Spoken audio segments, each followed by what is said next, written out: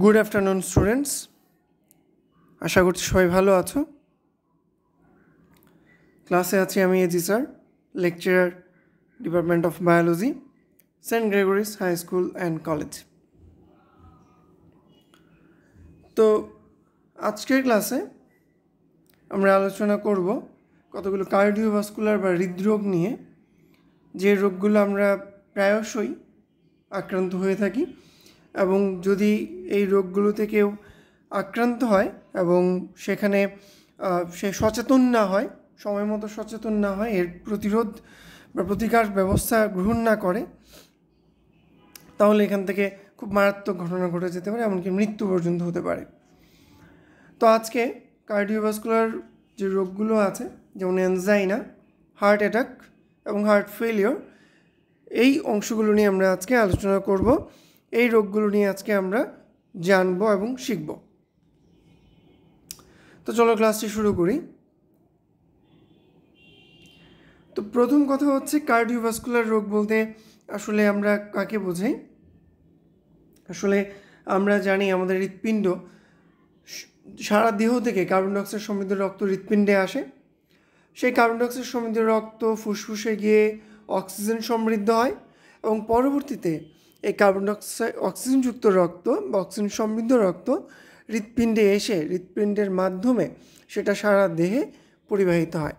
অর্থাৎ আমার দেহের বিভিন্ন অংশ, মস্তিষ্ক, বলতে পারো কিডনি, পাকস্থলী, অগ্ন্যাশয়, প্লীহা, যকৃত, দেহের সমস্ত অংশই কিন্তু হৃৎপিণ্ড থেকে অক্সিজেন সমৃদ্ধ রক্ত পেয়ে থাকে।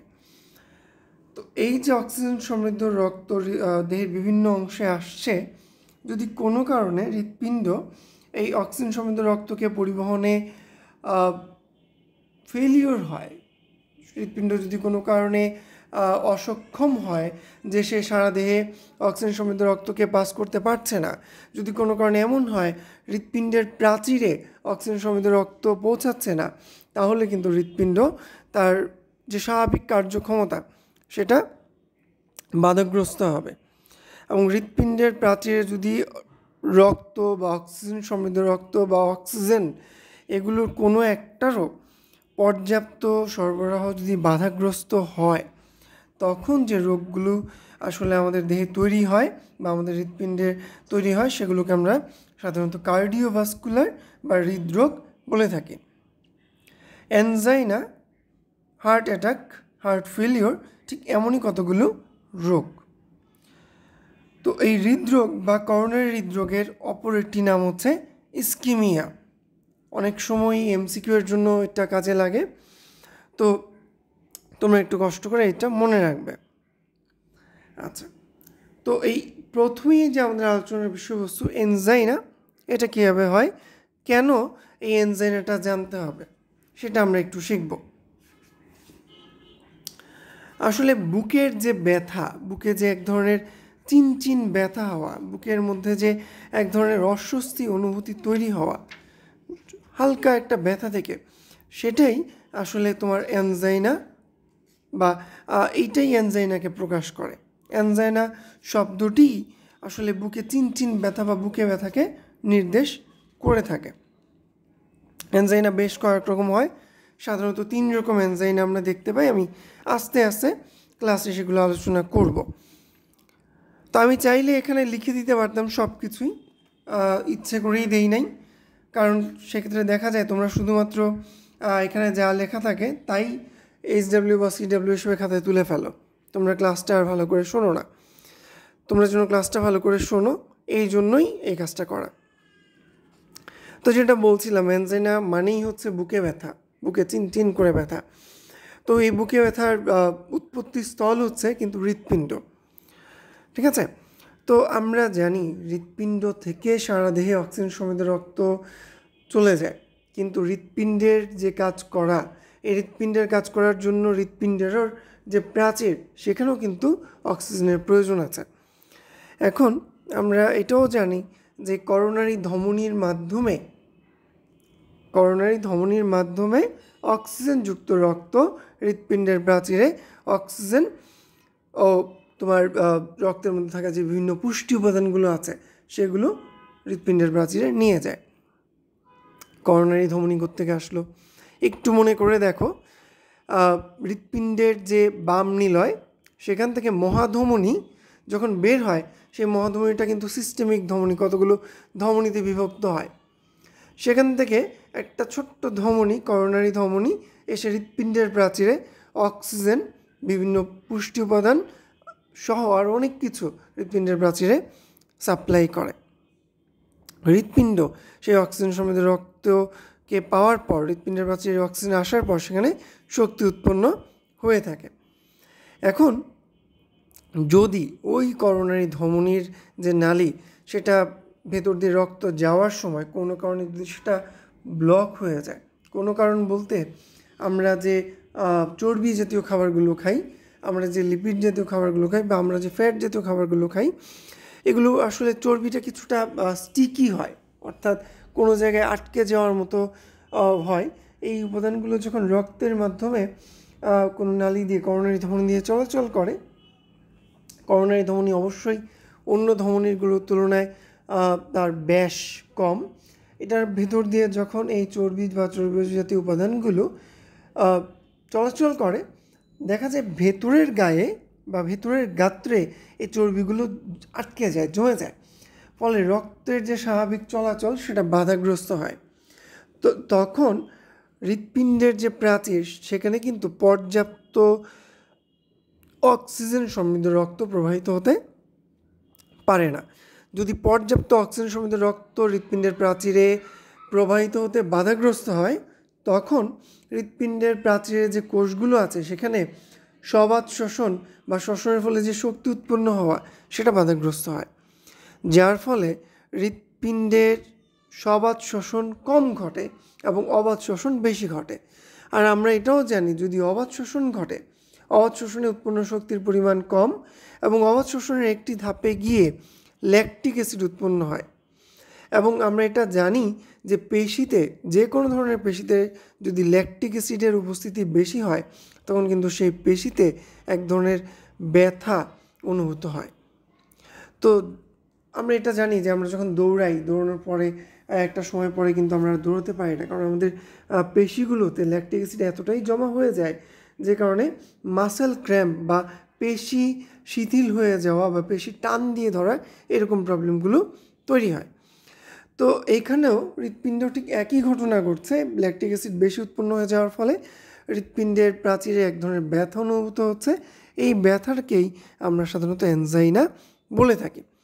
তো এই অ্যানজাইনা দেখা যায় এটা যদি দীর্ঘস্থায়ী হয় তাহলে দেখা যায় অনেক ধরনের প্রবলেম হতে পারে। স্যার দীর্ঘস্থায়ী বলতে কী বোঝাই? দেখা যায় সাধারণত যদি অ্যানজাইনা অনুভূত হয়, বুকে ব্যথা অনুভূত হয়, আমরা যদি 30 মিনিটের মতো বিশ্রাম নেওয়ার পর ব্যথাটা যদি ভালো হয়ে যায়, তখন বুঝতে হবে যে এই ব্যথাটা আসলে হৃৎপিণ্ড থেকেই হচ্ছে, এই ব্যথাটা অন্য কোনো কারণে হচ্ছে না। আর এই ব্যথা অবশ্যই তাহলে অ্যানজাইনার কারণেই হচ্ছে। এ থেকে বোঝা যায় যে যদি বিশ্রাম নেওয়ার পর 30 মিনিট বিশ্রাম নেওয়ার পর ব্যথা কমে যায়, মানে এটা অ্যানজাইনা। এখন অ্যানজাইনা যদি দীর্ঘস্থায়ী হয়, এই অ্যানজাইনা থেকেই কিন্তু হার্ট অ্যাটাক বা হার্ট ফেলিওর হতে পারে। তো অ্যানজাইনার ধরন বলছিলাম, অ্যানজাইনার আসলে 3টি ধরন হয়: stable angina, unstable angina and Prinzmetal angina. Okay, এগুলো তোমাদের বইয়ে দেওয়া নেই, আলোচনা করা নেই, শুধু এতটুকু জেনে রাখো কতটুকু বিশ্রাম নিলে এই অ্যানজাইনাগুলো সুস্থ হয়ে যাবে সেটার উপর ভিত্তি করে অ্যানজাইনাগুলোর প্রকারভেদ করা হয়। আশা করছি অ্যানজাইনা নিয়ে তোমাদের যে কনফিউশন ছিল সেগুলো দূর হবে এখান থেকে। এবার আসো আমরা অ্যানজাইনার কিছু লক্ষণ এবং এর প্রতিকার সম্পর্কে জেনে নিই। এইখানে হৃৎপিণ্ডের যে হৃদরোগগুলো বা কার্ডিওভাস্কুলার রোগগুলো নিয়ে আলোচনা করা হবে, প্রত্যেকটার ক্ষেত্রেই তুমি তাদের লক্ষণ এবং প্রতিকারে খুব সাদৃশ্যতা দেখতে পাবে। কারণ যেহেতু হৃৎপিণ্ডের রোগ, এবং হৃৎপিণ্ডের রোগের ক্ষেত্রে সাধারণত লক্ষণগুলো প্রায় সময়ই খুব কাছাকাছি একই ধরনের হয়ে থাকে, এবং সেক্ষেত্রে প্রতিকার বা প্রতিরোধগুলোও প্রায় কাছাকাছি হয়ে থাকে। এনজাইনার লক্ষণে দেখা যায় যে আমরা যদি খুব ভারী কোনো কাজ করি, আমরা যদি এক্সারসাইজ করি, খুব স্ট্রং এক্সারসাইজ করি শীতের মধ্যে, বা অনেক বেশি পরিমাণ যদি আমরা খেয়ে ফেলি, দেখা যায় তখন আমাদের যে বুকের যে কশেরুকাগুলো আছে, ঠিক আছে, বুকের কশেরুকাগুলোর নিচে, অর্থাৎ হৃৎপিণ্ডের ব্যথার, তো হৃৎপিণ্ডের ব্যথাটা বুকের কশেরুকার নিচে আমরা ফিল করতে পারি। শুধু এমন না যে এনজাইনা বুকেই ব্যথা হবে, এই ব্যথাটা চারপাশে স্নায়ুতন্ত্রের মাধ্যমে ছড়িয়ে পড়ে। ইভেন কাঁধ, পিঠ, তোমার দুইটা হাত, হ্যাঁ, এই চারপাশেই কিন্তু এই ব্যথা ছড়িয়ে পড়ে। এই ব্যথার কারণে অনেক সময় খাবার হজমে সমস্যা হয়, এমনকি বমি বমি ভাবও দেখা দিতে পারে, এবং অনেক সময় শ্বাস প্রশ্বাস নিতে গেলেও একটা হাঁপানির মতো অনুভূতি হয়, মনে হচ্ছে আমি আর নিঃশ্বাস নিতে পারছি না, এমন একটা অনুভূতি হতে পারে। তো এখান থেকে যদি আমরা প্রতিকার পেতে চাই, তাহলে যেটা করতে হবে যে খেয়াল রাখতে হবে যে আমার বংশে কারো এনজাইনা ছিল কিনা, যদি থাকে তাহলে তাকে খুব সচেতনভাবে প্রতিদিন হাঁটা চলা, এক্সারসাইজ, লবণ জাতীয় খাবারগুলোকে এড়িয়ে যাওয়া, অতিরিক্ত লবণ না খাওয়া, চর্বি জাতীয় খাবারগুলোকে অ্যাভয়েড করা, তোমার শাকসবজি বেশি করে খাওয়া, আর ড্রিঙ্কস না করা, তোমার ড্রিঙ্কস বলতে আমি অবশ্যই অ্যালকোহলের কথা বোঝাচ্ছি, ধূমপান না করা, এই ব্যাপারগুলোকে মেনে চলতে হবে। এই ব্যাপারগুলো যদি মেনে চলা যায়, অবশ্যই এনজাইনাকে দূরে রাখা সম্ভব। এবং অবশ্যই হৃৎপিণ্ডের যত রোগ আছে তার সাথে দুশ্চিন্তা ওতপ্রোতভাবে জড়িত। তাহলে দুশ্চিন্তাকে যদি আমরা অ্যাভয়েড করতে পারি, তাহলে কিন্তু হৃৎপিণ্ডের যে কোনো রোগকেই আমরা অ্যাভয়েড করতে পারবো। পরের যে রোগগুলো আসে সেটা হার্ট অ্যাটাক ও হার্ট ফেলিওর। এই দুইটাই আমি আসলে একসাথে আলোচনা করবো, তাই দুইটাই এক স্ক্রিনে বা এক স্লাইডে রেখেছি।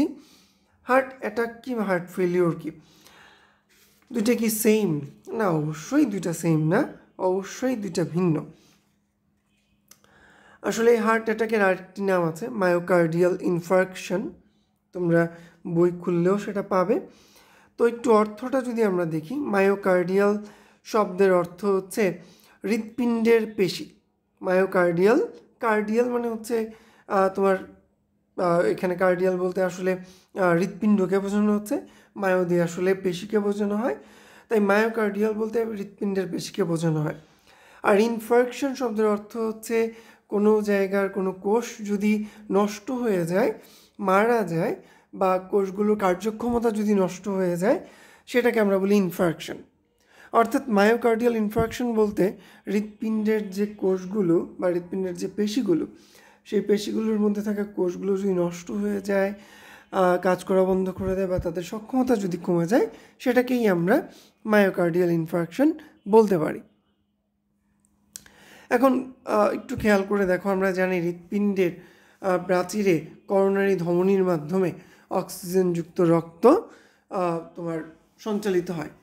যদি কোনো কারণে ওই করোনারি ধমনির ভেতরের সম্পূর্ণ অংশ তোমার চর্বি জাতীয় অংশ বা কোলেস্টেরল জাতীয় অংশ জমে গিয়ে পুরোপুরি যদি ব্লক হয়ে যায়, যদি পুরোপুরি ব্লক হয়ে যায়, তাহলে কিন্তু সারা দেহ থেকে যে কার্বন ডাইঅক্সাইডযুক্ত রক্ত হৃৎপিণ্ডে আসতেছে, সেই রক্ত ফুসফুসে ঠিকই যাবে, ফুসফুস থেকে কিন্তু আবার অক্সিজেন সমৃদ্ধ হয়ে হৃৎপিণ্ডে ঠিকই আসবে, এবং হৃৎপিণ্ড থেকেও অক্সিজেনযুক্ত রক্ত সারা দেহে ঠিকঠাক মতোই যাবে, সব কিছুই হবে।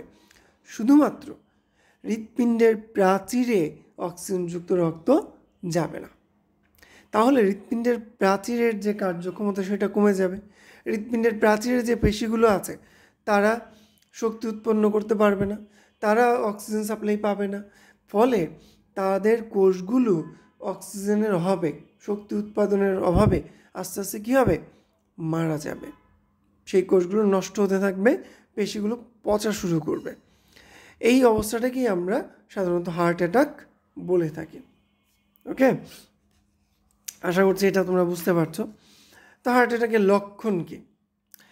বুকে অসহ্য যন্ত্রণা, বেশ কয়েক মিনিট ধরে অসহ্য যন্ত্রণা হবে, শুধু এমন না যে শুধু বুকেই যন্ত্রণা হবে, দুইটা হাত, পিঠ, গলা, চোয়াল পর্যন্ত এই অনুভূতি, অস্বস্তি অনুভূতি হতে পারে। এবং যখন বুকে অস্বস্তি অনুভূতি হবে তখন আমাদের নিঃশ্বাসের গতি বেড়ে যেতে পারে, অর্থাৎ শ্বাস নিঃশ্বাস মানে একটা হাঁপানির মতো অনুভূতি চলে আসবে। এবং তখন বমি বমি ভাব, বমি হওয়া, এমনকি বমি করে দেওয়াও হতে পারে, মাথা ঘুরে যেতে পারে, নিজেকে অত্যন্ত দুর্বল মনে হবে, শক্তিহীন মনে হবে। এই লক্ষণগুলোই সাধারণত হার্ট অ্যাটাকের প্রকাশ করে। এই লক্ষণগুলো দেখলেই বুঝতে হবে যে হার্ট অ্যাটাক আসন্ন। তাহলে এটাকে প্রতিরোধ করব কীভাবে? আমরা যদি সেই আগের মতো করেই বলতে হবে, আমরা যদি কারো ডায়াবেটিস থাকে, ডায়াবেটিসকে যদি সে নিয়ন্ত্রণ করতে পারে, কেউ যদি কোলেস্টেরল বা চর্বি জাতীয় খাবারটাকে অ্যাভয়েড করতে পারে, কেউ যদি প্রতিদিন একটা নির্দিষ্ট 30 থেকে 40 মিনিট সময় এক্সারসাইজ করতে পারে বা হাঁটাহাঁটি করতে পারে, কেউ যদি ধূমপান বা মাদক পান বা অ্যালকোহল পান এই ব্যাপারগুলোকে অ্যাভয়েড করতে পারে, কেউ যদি প্রতিদিন ফলমূল শাকসবজি খায়, এই কাজগুলো করলেই কিন্তু সে নিজেকে হার্ট অ্যাটাক নয়, শুধু এনজাইনা, হার্ট অ্যাটাক সব কিছু থেকেই নিজেকে সে সুস্থ রাখতে সক্ষম হবে।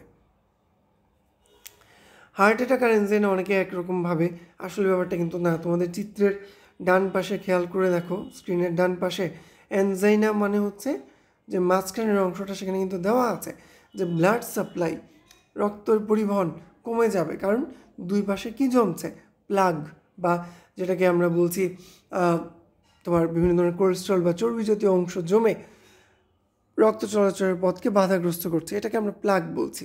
যে অংশগুলো জমছে রক্তনালীতে সেটাকে আমরা বলছি প্লাগ। আর এই যে রক্ত জমা, তোমার রক্তকে চলাচলে বাধাগ্রস্ত করা বা প্লাগ, এটাকে আমরা আরেকটা নাম বলি, সেটাকে আমরা বলি অ্যারিথমা। অ্যারিথমা। আচ্ছা, তো হার্ট অ্যাটাকে কিন্তু ব্যাপারটা একটু ভিন্ন, সেখানে রক্ত চলাচলে বাধা না, রক্ত চলাচলটা সম্পূর্ণরূপে বন্ধ হয়ে যাবে, ফলে অক্সিজেন সমৃদ্ধ রক্ত আর হৃৎপিণ্ডে আসবে না। আশা করছি হার্ট অ্যাটাক আর এনজাইনার মধ্যে তোমরা তুলনা করতে পারবে। তাহলে এবার আসি একটু আমরা হার্ট ফেলিওরে। হার্ট ফেলিওর কি? তো আমরা আগেও বলেছি, আমি আবারও বলছি, যদি এমন হয় যে হৃৎপিণ্ডের যে হার্ট বিট করা, ঠিক আছে, মানে হৃৎপিণ্ডের হৃদস্পন্দন, ঠিক আছে, লাভ ডাব বা অলিন্দ নীলর এই যে কম্পন, এইটা যদি এমন হয় যে এটা বন্ধ হয়ে যাচ্ছে, ঠিক আছে, এটা বন্ধ হয়ে যাচ্ছে, বা মনে করো আমরা অনেক সময় এতটাই দ্রুত হচ্ছে, তোমার মনে করো হৃৎপিণ্ড আর পর্যাপ্ত অক্সিজেন সাপ্লাই পাচ্ছে না, হৃৎপিণ্ডে তোমার পর্যাপ্ত শক্তি না থাকার কারণে হৃৎপিণ্ড আর কাজ করার যে শক্তিটা সেটা পাচ্ছে না, যার ফলে হৃৎপিণ্ড হয়তো কাজ করা বন্ধ করে দিচ্ছে, হৃৎপিণ্ড হয়তো প্রায় থেমেই যাচ্ছে, হৃৎপিণ্ড হয়তো আগের মতো স্পন্দিত হতে পারছে না, ঠিক আছে, এমন যদি হয় তাহলেই সেটাকে আমরা কি বলবো, হার্ট ফেলিওর। ঠিক আছে, তো হার্ট ফেলিওরের লক্ষণগুলো কেমন? সাধারণত হার্ট ফেলিওর আমরা যখন সজাগ অবস্থায় আছি বা ঘুমন্ত অবস্থায় আছি, উভয় অবস্থায় কিন্তু হার্ট ফেলিওর হতে পারে। তো দেখা যায় হার্ট ফেলিওর অনেক সময় তোমার মুখ দিয়ে বা নিঃশ্বাসের সাথে বা কাশির সাথে সাদা গোলাপি রঙের রক্ত মাখানো কিছু অংশ, মিউকাস অংশ বের হয়ে আসতে পারে, শরীরের বিভিন্ন অংশে তরল জমে সেটা ফুলে যেতে পারে, পায়ের পাতা, তোমার উদর গহ্বর, লিভার, এগুলো ফুলে যেতে পারে, ঠিক আছে, নিজেকে শক্তিহীন মনে হবে, নিজের কাজের প্রতি কোনো একটা অনীহা তৈরি হবে, সবসময় মনে হবে হৃৎপিণ্ড যেন থেমে যাচ্ছে, বুকে একটা ভারী চাপ অনুভূত হবে। এই ঘটনাগুলোই আসলে হার্ট ফেলিওরের লক্ষণ। তো হার্ট ফেলিওরের প্রতিকার যদি করতে চাই, সেই একই কথা বলতে হবে। যদি আমরা কোনো এরকম কোনো বংশে যদি কারো হার্ট ফেলিওর হয়েছে, এরকম কোনো লক্ষণ থাকে, তাহলে সেটা অবশ্যই চিকিৎসকের সাথে পরামর্শ করতে হবে। আমরা একটা নিয়মতান্ত্রিক জীবন ধারণ জীবন ধারণে আমাদেরকে উদ্বুদ্ধ হতে হবে, আমাদেরকে এক্সারসাইজ করতে হবে, আমাদেরকে ফলমূল শাকসবজি খেতে হবে, কোলেস্টেরল জাতীয় খাদ্যকে অ্যাভয়েড করতে হবে, আমাদেরকে হাঁটাহাঁটি করতে হবে, সাইক্লিং করতে হবে, সাঁতার করতে হবে, ধূমপান থেকে বিরত থাকতে হবে, মদ্যপান থেকে বিরত থাকতে হবে। এই ঘটনাগুলো যদি আমরা নিয়মিত চালিয়ে যাই তাহলে কিন্তু আমরা হার্টের যে কোনো ডিজিজকেই অ্যাভয়েড করতে সক্ষম হব। তো আজকের ক্লাসে হার্টের এই রোগগুলো নিয়েই আমাদের আলোচনা করার কথা ছিল এবং যা আমি আলোচনা করেছি। ক্লাসটা কেমন লেগেছে যদি পারো জানিও, তাহলে খুব খুশি হব। আর নেক্সট ক্লাসে আশা করছি হৃৎপিণ্ডে আর যে কতগুলো সার্জারি আছে, সেই কয়েকটা সার্জারি নিয়ে আমরা আলোচনা করব। তো সবাই ভালো থাকো, সুস্থ থাকো। পরবর্তী ক্লাস পর্যন্ত সবাইকে ধন্যবাদ।